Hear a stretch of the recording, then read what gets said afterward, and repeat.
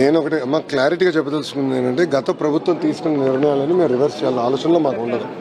ఎందుకంటే కొన్ని 2-3 ఉదాహరణలు చెప్తా. దానికి రివర్స్ టెండరింగ్ అని రివర్స్ డ్రైవింగ్ చేశాడు గత ముఖ్యమంత్రి. దాంతో ఏమైంది, బుడమేరు బ్రిడ్జ్ కొట్టేసింది. బుడమేరులో బ్రిడ్జ్ జరిగింది. ఆ బ్రిడ్జ్ వల్ల ఈరోజు విజయవాడ మొత్తం మునిగిపోయింది. కారణం ఏంటి, ఆనాడు బాబు గారు శాంక్షన్ చేసిన ప్రాజెక్ట్ ఈయన ఏకపక్షంగా రివర్స్ టెండరింగ్ పేరుని తీసుకొచ్చి ఎవరు రాకపోతే క్యాన్సిల్ చేసినందుకు. సేమ్ ప్రాబ్లం టీటీడీలో జరిగింది. రివర్స్ టెండరింగ్ పేరైతే నెయ్యి ఎటు చేస్తారో మనందరూ చూసిన విషయమే కదా. సో ముఖ్యమంత్రి అన్న వ్యక్తి కొంచెం ఆలోచించి, అనుభవం ఉన్న వ్యక్తి అవసరం, కొంచెం ఆలోచించి సరైన నిర్ణయాలు తీసుకునే వ్యక్తి అవసరం.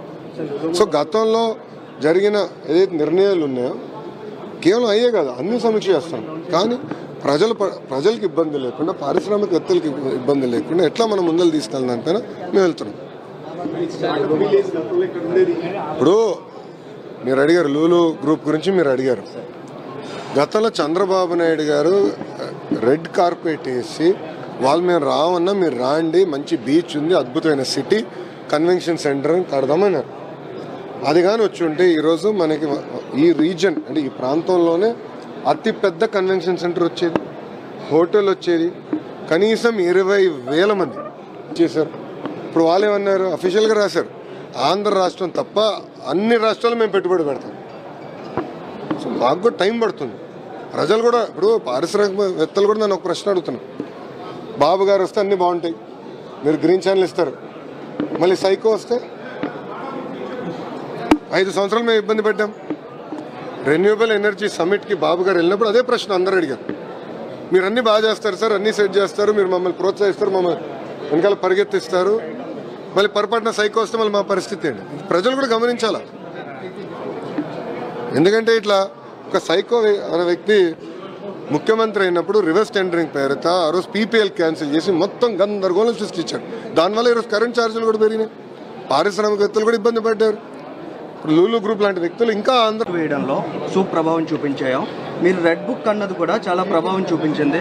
ప్రజలందరూ ఒక ఎష్యూర్డ్ గవర్నమెంట్ ఫ్యూచర్ లో గడిచిన కాలంలో జరిగినటువంటి ప్రభుత్వాలు భవిష్యత్తులో చూడడం అనేటువంటి కాన్ఫిడెన్స్ క్రియేట్ చేసింది. ఆ రెడ్ బుక్ మీదే వాళ్ళ నారా లోకేష్ గారు ఫోకస్ ఉందా, అసలు దానికి ఎట్లాంటి విధానాలు ఉన్నాయి? రెడ్ బుక్ లో నేను రెడ్ బుక్ గురించి ప్రతి పబ్లిక్ మీటింగ్ లో మాట్లాడా. పాదయాత్ర దాదాపు 90 పబ్లిక్ మీటింగ్స్ పెట్టుకున్నాం.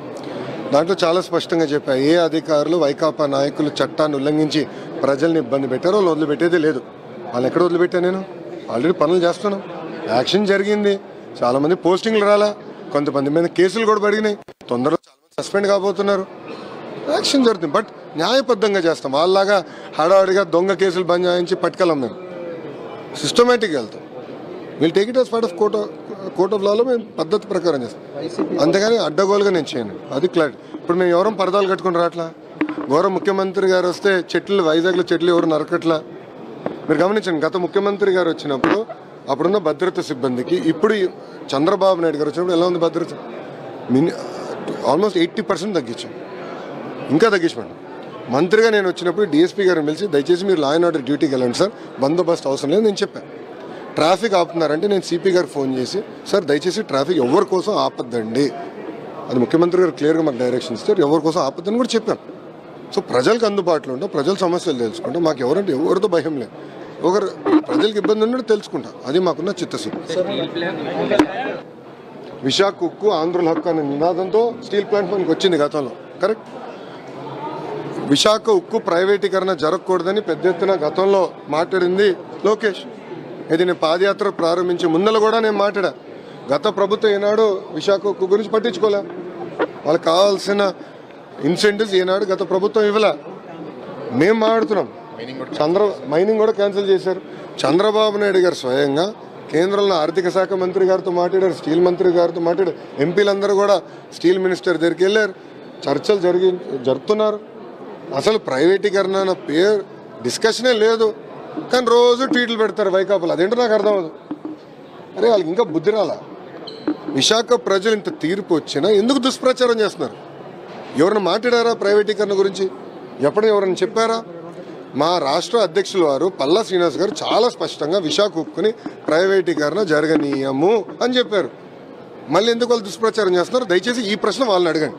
నేను జగన్మోహన్ రెడ్డి గారు ఎప్పుడైనా దొరికితే ఒక్క నిమిషం జగన్మోహన్ రెడ్డి గారు ఇప్పుడు దొరికితే ఆయన కూడా అడగండి మీరు.